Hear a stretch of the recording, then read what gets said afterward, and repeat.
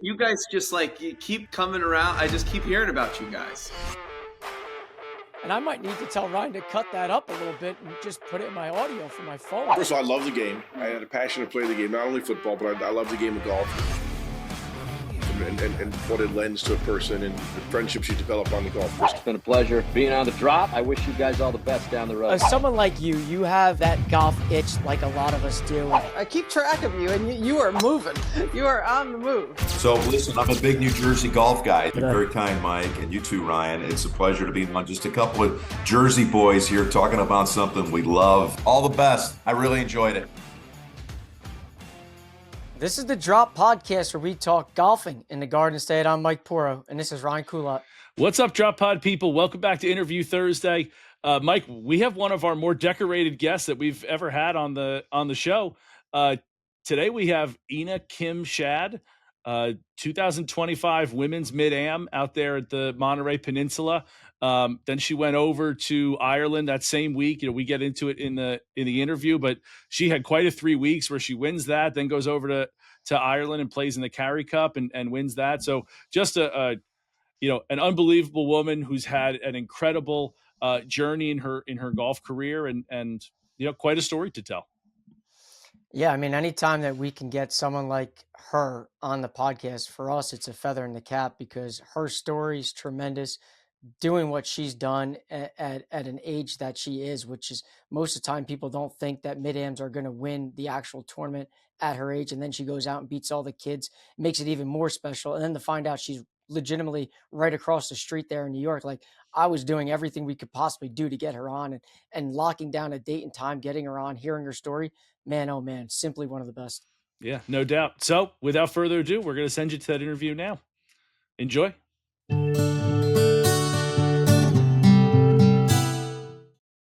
Think about your caddy on the course. Their job is to take decisions and stress off your shoulders so you can focus on the shot in front of you. For the Drop Podcast, that's where Thrive comes in, your trusted partner in technology outsourcing. Just like a great caddy, Thrive knows the course ahead. They lift the burden of IT off your shoulders so you can stay locked in on what matters most, running your business. The truth is, 1/3 of businesses will unknowingly hand over sensitive data to thieves this year. And when it happens, it's not just files at risk. It's your customers' trust, your bank accounts, even the very foundation of your company. The damage can be catastrophic, and you often won't realize it until the ransom demand is sitting in your inbox. That's why your business needs Thrive. At The Drop, we rely on their managed security services to proactively protect our network, monitor threats around the clock, and give us the confidence to focus on our work. Because when it comes to cybersecurity, it's not a matter of if, it's when.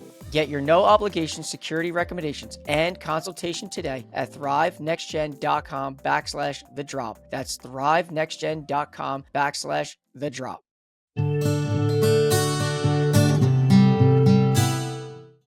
All right, so today we're joined by Ina Kim-Schaad, a two-time USGA champion, and more importantly, the 2025 U.S. Women's Mid-Am winner. Ina, thank you so much for coming on today's show. Mike and Ryan, thanks for having me. Excited to be here. Yeah, we're excited to have you. I mean, someone with your resume and who's been through what you've done in the golfing, your golf journey is really, really special to have. So this is exciting for us too. Oh, thank you. So let's kind of get started here, Ina. Let's start from the beginning. How you got into this game, what made you decide I'm going to become a very competitive golfer, and then how you've been able to maintain that high level of golf as you've progressed. I was super lucky. I grew up with parents who were addicted to the game and they worked really hard kind of Monday through Friday. So when Saturday rolled around, the thing they wanted to do was play golf. So they would take my sister and I along, and my sister is the athlete of the family. And she's the one who kind of really loved it. And I just wanted to be like her because she's the coolest person I know, really. So that's kind of how it started when we were little. And obviously we got to drive the golf cart, which was the coolest thing. And it kind of just snowballed from there. I think my parents early on kind of realized how difficult golf was, and they wanted to give us the foundation of, a solid swing and learning all the rules and all that kind of stuff. So they put us in lessons early. And things kind of just took off from there. And like I said, I think when you live with a role model, basically your sister, who loves the game, it's really easy to fall in love with it and try and emulate her and be as athletic as her. So it was great. Yeah, I mean, when I kind of dove deep into your background and I saw that you were a Met area golfer, I was like, oh, I'm going to figure out a way to make this happen because, reading and the whole story from this year's women's mid-am to the final being 23 holes, like everything was just like, okay, this is perfect for Ryan and I and kind of like what we're doing.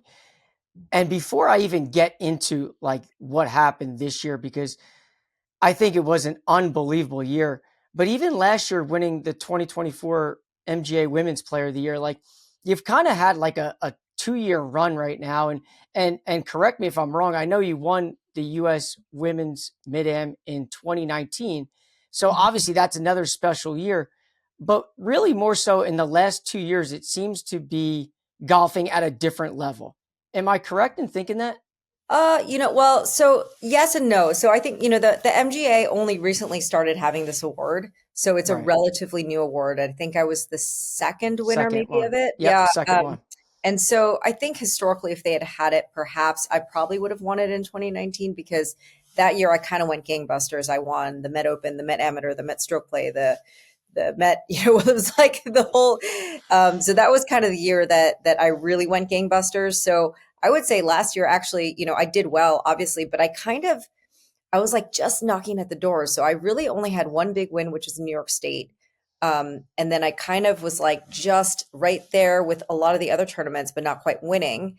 But I kind of racked up enough points where I still won Player of the Year, which was amazing. And I'm very grateful. But I actually think 2019 was my standout year in the Met section. And kind of talking about the last 2 years in terms of performance, I really was fighting with my swing a lot of 2024 and a lot of this year, frankly. And I kind of just it's one of those things where I just had signed up for too much and that, life stuff, which is obviously the life of a mid-am, got in the way. And I didn't really budget enough time to dedicate to what I would say is really, really intentional structured practice. And so I kind of was like scrambling to kind of get my ducks in a row and just get in the right place. But luckily I had reps. And the last tournament I played in the Met section was the Farrell right before the mid-am. And what was great was I felt like my game was like right there. And not delusionally so. I just was like, I kept saying to my friends, they were like, hey, how's your game coming along? You're working hard. I was like, I feel like I'm just like the changes are starting to take effect and they're just not showing up in the results yet. I'm like, I swear it, like, I feel like I'm making progress, even though I'm not winning. And sure enough, lo and behold, a week later, I ended up winning the mid-am. But again, there were some things that happened again at the Farrell the week before. And even at the mid-am, my second day of stroke play was not great. I actually really, really struggled with my swing that day. But I'm so grateful I did, because if I hadn't, I wouldn't have really committed to the things that I was working on technically and kind of screwing my head back in and being like, okay, these are the things that I can commit to in a tournament change wise. And these are the things I'm going to throw away and just play and be an athlete. And so that round really helped me. Funny as it is, like it's weird to say that a terrible round in a tournament was helpful, but it genuinely was. Golf's such a funny game that way, where it's just like, you figure out something in the, you feel like the game's going in the right direction, but you're not winning, right? Then you play a poor round, something clicked, you figure, so it's just golf, right? It's just how it ends up working out. Always, right? 2 steps forward, 1 step back, 3 steps forward, 5 steps back. It's just like this massive, hopscotch. One of the things I see that you're very big into is fearless golf. And I kind of started diving deeper into understanding it and understanding like the mental side of golf. And the going theme here is I'm just a head case and I ride the roller coaster and I'm envious of people. Mike. Yeah. I'm envious of people that are able to stay level the entire way, good or bad. But I read some of your quotes from winning the tournament, and I'll get into the tournament specifically, but you described the final as a war of attrition. And knowing how much the mental side that you put the emphasis on and how important it is for someone like you, like what allowed you to stay steady through all 23 of those holes? I think you know, in any tournament, I think it's so easy for our kind of focus or attention to be pulled by, there's literally a million things going on. And I feel like typically for most players, especially when you're really, really kind of down to the finish line, our attention tends to drift towards, how we're finishing, if we're beating the other person, like all the people in the gallery, the video cameras, like all these sorts of things that are, I mean, genuinely distracting. And I just think I did a really good job of kind of shutting that all out and really just continuing to focus on the shot in front of me.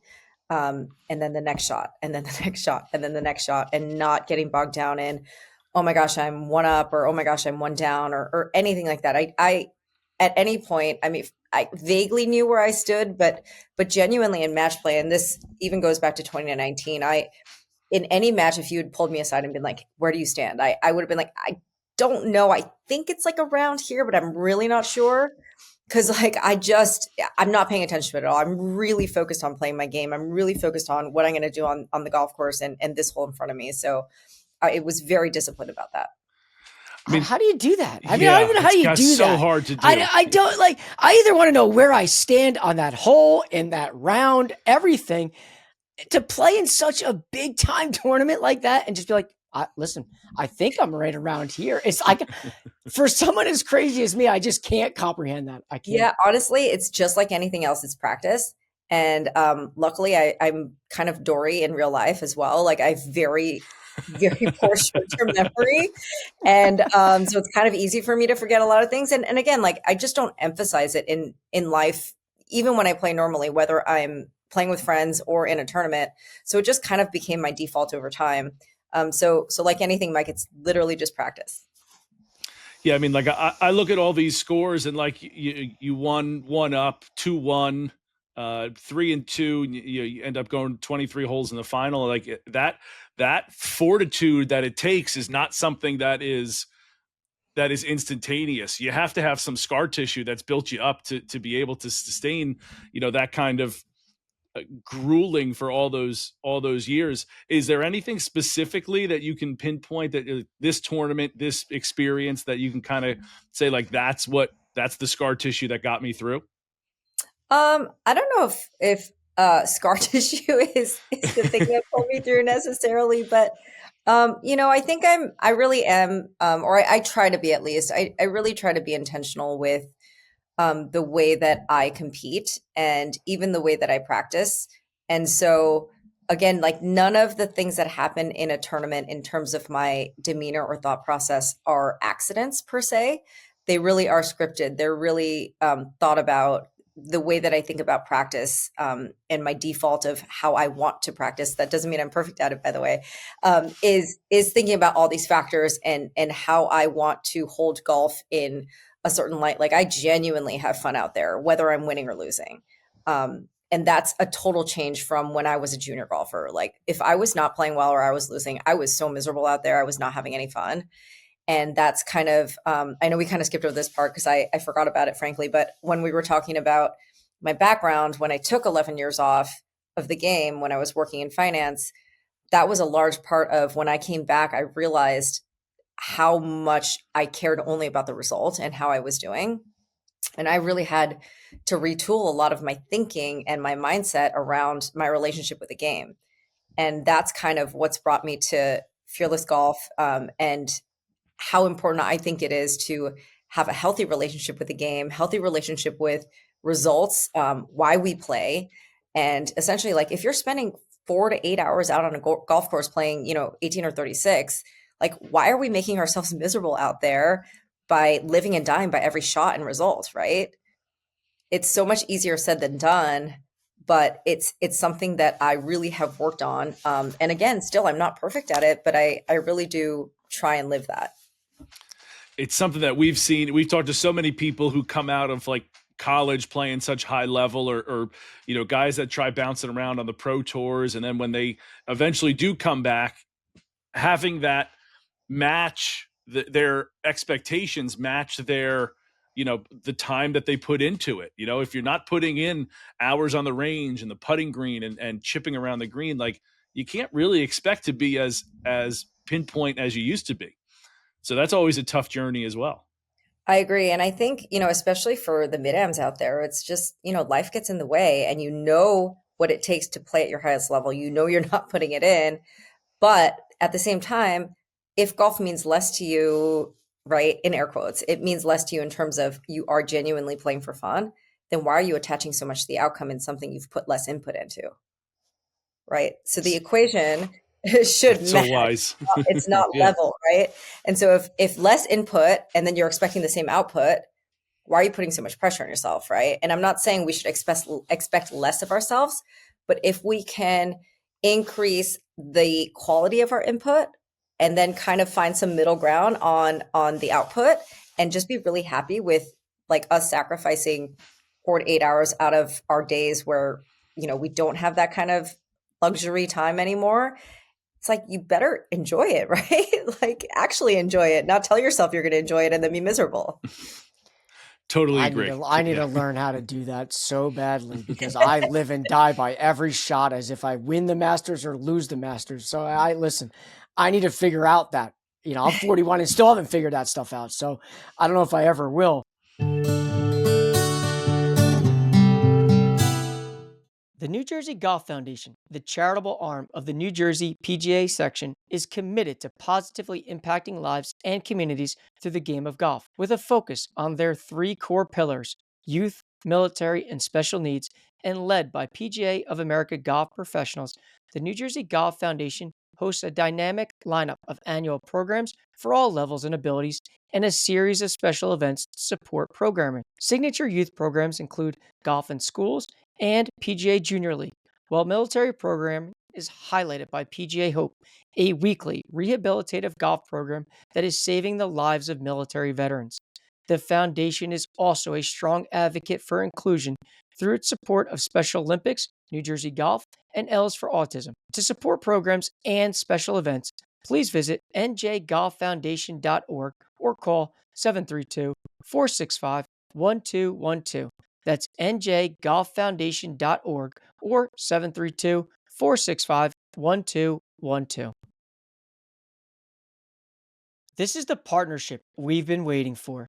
Jersey Mike's meets The Drop, New Jersey's golf podcast. 2 Garden State staples finally on the same team. Matt Catania and John Helm own the Jersey Mike's locations in Brick and Toms River, and they're not just slinging subs, they're golfers. They've supported local golf charities and events for years, alongside their incredible store managers who share that same love for the game. These guys believe in community, in giving back, and in doing things the right way, which is why they're now official partners of the show. So next time you're near Brick or Toms River, swing by, grab your go-to sub, and support the stores that are helping grow the game right here in New Jersey. Jersey Mike's, a sub above, and proud supporters of the Drop podcast, talking golfing in the Garden State.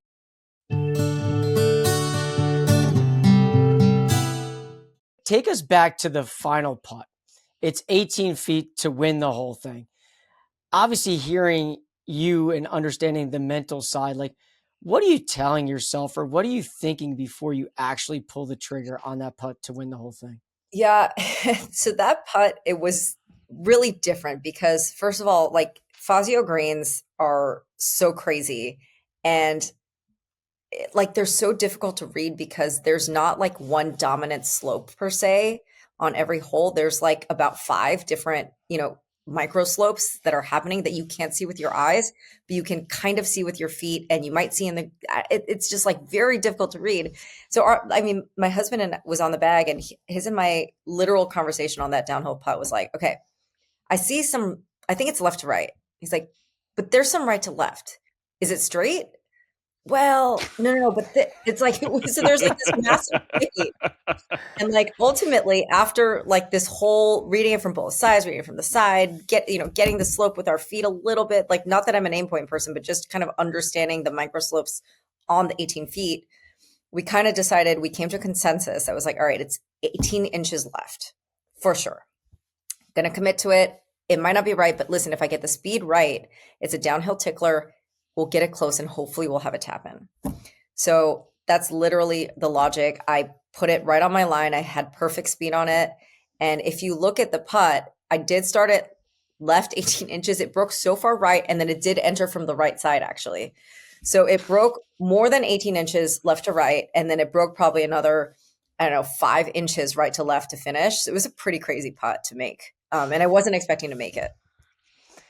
I saw the highlight and I was kind of blown away myself. I guess. Those are ones that you see like, oh yes, I like it, And to win that way, I thought was just absolutely special. And I do have, Monterey Peninsula. Obviously, again, if my research is correct, is special to you not only for winning that tournament, but also on a personal level as well. If I'm correct, you got married nearby there, and having your husband on the bag, like. How emotional was that for like a full circle kind of a moment? Oh man, even more. My parents were in town as well. They're visiting from LA. So they were with me the whole week. We actually did a family trip to Bandon the week before. So we did Bandon the week before as a family, and then with my best friend and her parents. It was like this parent-child kind of once in a lifetime trip that we took the week before. And then we went to Monterey. So it was like this 2-week, I was living literally in a dream bubble, cloud nine. And to have my parents there with my husband was indescribable. I mean, I don't know how many victories my parents have been there for. Certainly when I was a kid, I know my mom was there for most of it because she was the one towing us around, all over the US to compete. But I really, reflecting, I thought, I wonder when the last time my father had seen me win was.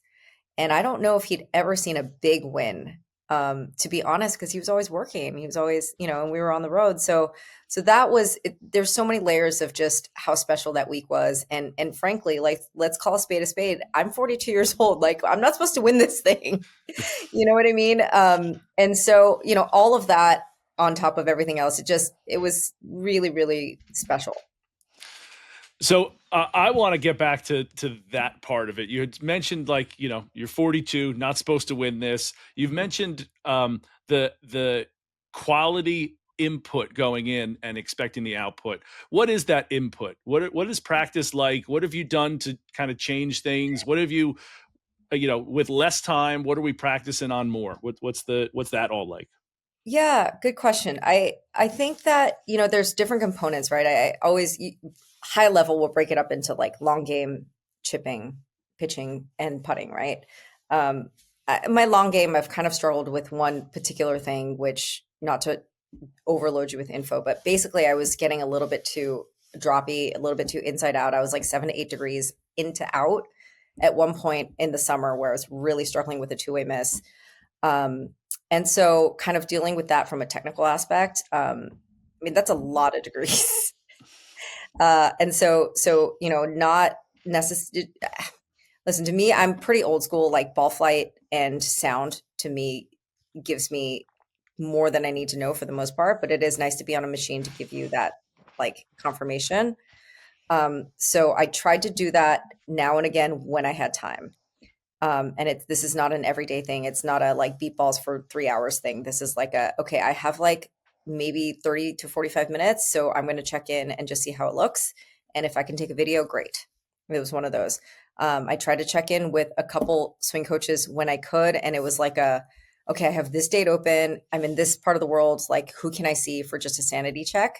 So it was like more scrambling because I just didn't have the time or bandwidth to be able to go see my regular coach down in Florida, Mike Adams, who's been amazing. Like, he understands my swing so much. And he usually has me fixed within 10 minutes. So he's great. But I was lucky enough to go see Carl Alexander up at Golf Club of Purchase. And he also has such a great fundamental understanding of the golf swing that is very simple, very athletic, not overly technical, which is my vibe. So I'm very grateful to both of them. And then putting, I'm so lucky to be at Deepdale with the great doctor himself, the putting doctor, Daryl Kessner. And anytime I need a check-in, he fixes me right up. And it's like one of those things where it's kind of like literally going to the doctor where I can play the next day. He's like, all right, in, he fixes me up, and then I'm out, and then I'm in the tournament. And then like, I can play with a lot of his thoughts. So that's been super helpful. And putting, frankly, is probably the biggest thing that I've struggled with, on and off the last few years, and just kind of having that fundamental understanding from Daryl of what are my kind of bugaboos and what are the things that consistently happen to me. And being able to just own it and understand it is really helpful, because then you don't go down those rabbit holes of like, oh, is it this? Is it this? But what about this? And then you kind of just have your kind of set things and you're like, all right, it's probably this. And so you can calmly kind of deal with it and do the drills that you need to do to address them. And, I think if you look at a lot of the pros, like Scotty Scheffler comes to mind, when he practices, he literally does the same drills every single time, every single day. Over and over. And it's because, we all generally fight the same bugaboos. Like it's not, this new thing that crops up. Not that doesn't happen, but for the most part, you're kind of struggling with the same things. And so not freaking out and just kind of understanding your fundamentals, right? Not everybody else's fundamentals, but your own, I think is super helpful. And then chipping as well, like just kind of getting to a fundamental spot where it's like, okay, I'm not going to be perfect. Like if I feel comfortable in these situations and I have a go-to shot, then I'll be okay. Yeah. To me, all I heard was it takes a village, and you got quite a team there. Amen. I mean, even when you think about your week, though, you're telling us you went to Bandon the week before, you win the women's mid-am at Monterey, and then you go out to Ireland with the MGA team and dominate at the Carey Cup. I mean, that stretch of golf is simply incredible, on top of like being successful, not only on the West Coast, but then you go across the pond and you guys dominate over there. What was that trip like? What was that tournament like? What was that, that whole thing, for someone like me who lives and breathes everything that goes on the internet and seeing all the pictures, whether it was from you, Christian, the MGA, like Marcus Stans, I'm seeing it all. I'm like, man, they're just having the time of their lives out there. Yeah, it's pretty hard to beat that 3-week stretch of golf. Like for the rest of my life, I don't know if I'll ever beat it. And not that I want to, it's just that it was pretty spectacular. I'm not going to lie.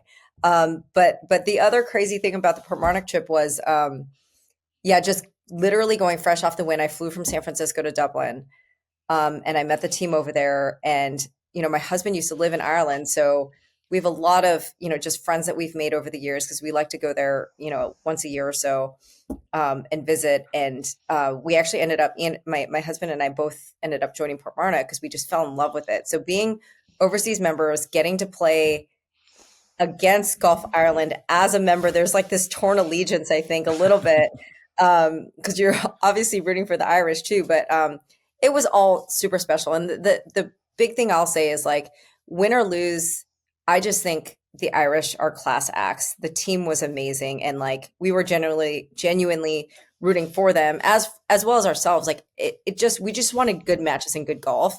And I think we got that. And we just happened to get lucky because the weather was in our favor a little bit. I think if the conditions were a little bit different, it could have gone either way, but it's genuinely like what you want from international matches, unlike the Ryder Cup this year.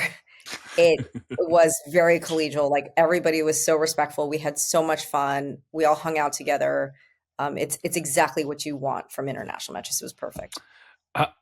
So I've been over to Ireland twice. My high school buddy lives in Dublin. So we've done, a couple buddies golf trips over there. And I'll tell you, the people of Ireland are salt of the earth people. It's just, they're just so kind-hearted and sweet. And yeah, so I can totally see what you're saying about those ladies, being collegial and rooting for them.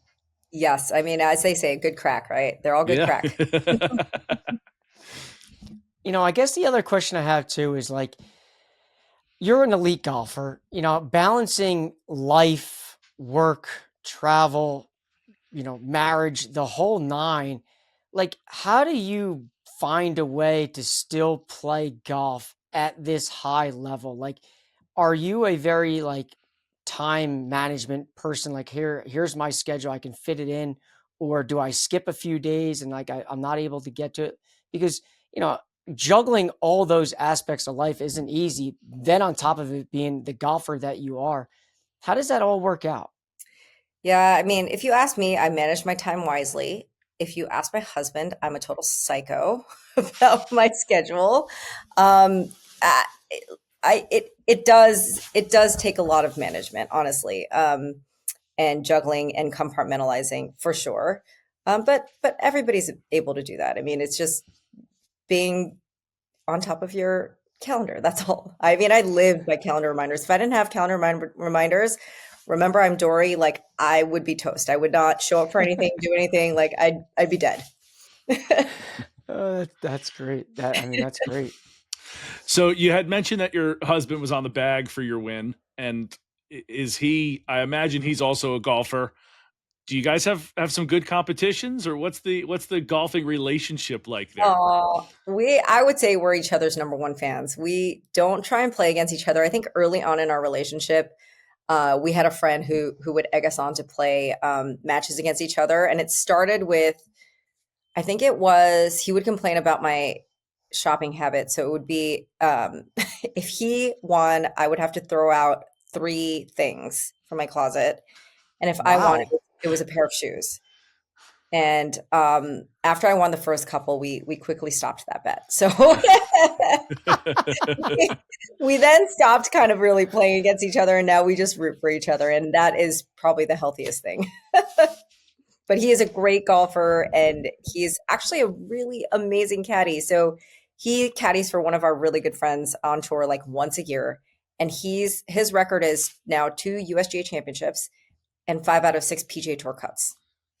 Wow. So pretty impressive. Yeah. Wow. I would say. Well, really impressive. Yeah, I would think he'd start thinking about quitting his day job and doing that full time. Well, his total earnings so far is $0. So well, I don't know about maybe not then. Now, when if I'm correct again, you live full time though in Florida. Yes. Florida's our Right. home. Mm-hmm. And so when you come up here, and I'm assuming it's more summertime, and you're up in this New York City, New York metropolitan area, describe what Deepdale means to you, being a member there. What's it like? Because obviously for guys like us, we hear the name, we know the aura that surrounds a place like that, along with its history. But being a member there, getting to play that golf course, tell us a little bit about that. I mean, the golf course will whip your putting into shape really quick. I'll tell you that. But make a guy like me quit. Frankly, yeah, that could be it. You know, there's a story about, I think it was maybe James Nicklaus was there a handful of years ago with a bunch of pros, and they all walked off number 8 green with X's. Like it was one of those crazy pins, and you know, he's like a stellar golfer, and obviously he was with a group of pros, and it just, you end up on the wrong side of the pin on some of those holes, and you're playing ping pong, and it's miserable.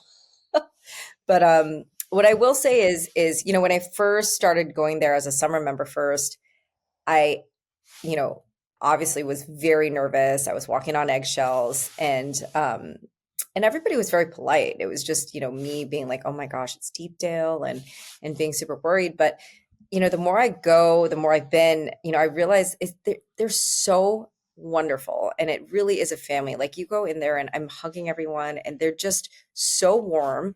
And it's just like this kind of misperception that it's like this buttoned up place. And I mean, it is, right. And they really honor tradition, but it's a crazy place where you can have both, where you really feel at home, and there's a warmth and a familiarity, and, you know, everybody, the staff all feels like family. But at the same time, you have that honor, you have that tradition, you have that formality of like jackets in the dining room, and no cleats, you know, and no flip flops and things like that. So I just love that balance, because I really think it's like the perfect combo of just great golf, you know, feeling really comfortable, but still within that old tradition of you know, old school golf, and I love that. Yeah, no, it's from the things that we hear. Obviously, it you know, speaks to that, and as you kind of like look ahead to next year, so on and so forth. Is the idea for someone like you to, hey, well, I'm going to keep the foot on the pedal, and I'm going to see how far and how long I can stay at this level? Or are you thinking something else? Like, because I see someone like you, like, hey, listen, I'm at the top of my game. I just won the biggest tournament probably that I can win. Is the idea like, hey, listen, I'm coming back next year better than ever? Well, I don't know. I try not to get too ahead of myself, honestly, but I think that 1 year is not going to make a massive difference in terms of like when I'm 43, I shouldn't feel too much different than 42. Now, when we're talking 50, I probably will. But yeah, I mean, I think I still feel physically great. And mentally, I hope that I'll only get stronger, over time. And so hopefully that'll offset my physical deterioration. But listen, I mean, I'm not getting any longer, that's for sure, at this point. But if I can kind of be really strong in the other areas, I think I can still compete. And that, I don't know, I just love putting in the work. So wherever that takes me, it'll take me. But I'm going to enjoy in the meanwhile, like playing in what I play in, competing at the highest level that'll have me, and just putting in the work, because honestly, just putting in the work is fun for me. So whether or not I win more or I lose or whatever happens in between, I'm here for it, and I'm going to be happy to put in the work regardless. Yeah, I need to learn how to do that. I don't. I listen to you talk. I feel like I'm getting an education, Mike, on a mental how to be just normal, because frankly, I feel like I'm not. So it does amaze me that you're able to think like that. And I do. One of the last questions I like to ask guests on the show is New Jersey specific, but I know, and I'm not familiar with how much golf you've actually played here in the state of New Jersey specifically. So I'm going to broaden it to the metropolitan area. So the question is, if you got invited to one spot in this metropolitan area that you haven't played, but you got an invite and you had something going on, but you had to ask the husband for a get out of jail free card because you just got invited to this spot, where in the metropolitan area is that for you? Oh, wow. I'd have to think, but a place that I haven't been yet that everybody talks about is probably Fisher's Island, that I haven't played. And twofold, right? The golf course I hear is ridiculously amazing. And I find it really fascinating that there's no irrigation on the whole golf course. It's just naturally irrigated. And then two, obviously the bacon sandwich, the bacon PB&J. So I have two different motivations for wanting to go there. It's a good reason. I mean, it's very that sounds similar more to like Marion my has. motivation than someone like your motivation. Those who know me, I'm a foodie. I will drive for food. There you go. It's a good spot. Is there something that we've had a couple people on, like you play such a high level of golf there, and golfers I think are a little quirky by nature. Is there something that you do before you tee it up for a competition that you do that might be, some people call them quirks, others might call them habits, others would call them superstitions? Is there anything that you do that's just like, I know there is no science behind this, but I feel good. I feel balanced when I have 3 tees in my pocket, my glove in my left pocket. Like, is there anything like that you do? Honestly, I don't think there is. I'd have to think really hard about. I really don't, I don't have any lucky shoes or like ball marks or certain number of anything. And sometimes I listen to music, sometimes I don't. Honestly, it's usually like if people are around me and they're talking about their swing when I'm warming up, that's the one thing I'm like, I can't listen to this, and I'll pop my earphones on, because like the last thing I want is somebody else's like technical swing thoughts. Yeah. Yes. I don't want any of that. So a lot of the time, if there's people close to me warming up that are talking about anything that is not like just pleasant small talk, I will put on my earphones just to kind of just stay in it. But other than that, I don't have any superstitions. But I will say there've been, in my 2019 win, I had a song that I listened to every morning. That was the same song every morning. So every now and again, I'll get on a song kick and then I'll just put it on repeat. I didn't happen to have that this year, but I listened to my kind of everyday mix that's very upbeat. Okay. What can I ask what the song was in 2019? Because I may need to start listening to it. So the 2019, this is a dated song now, but it was Lizzo at the time. I can't remember. I do my hair toss. That song. Yeah. That was the song. 2019. Yep. If I could play like you in 2019 and I just got to listen to that song, trust me, it'll be on all the time. It puts you in a good mood, right? Yeah, that's good. I think the kids would call that a bop. Yeah, bop. Love it. Well, Enid, thank you so much for coming on. This has been great. It's been such a pleasure to have you on. And again, as I said at the top, like someone who's got your resume and who's had your year, it's truly an honor for us to sit and chat with you. So I really appreciate you giving us some time and best of luck moving forward. And, you got 2 fans here in New Jersey. And if you're ever around, you let us know.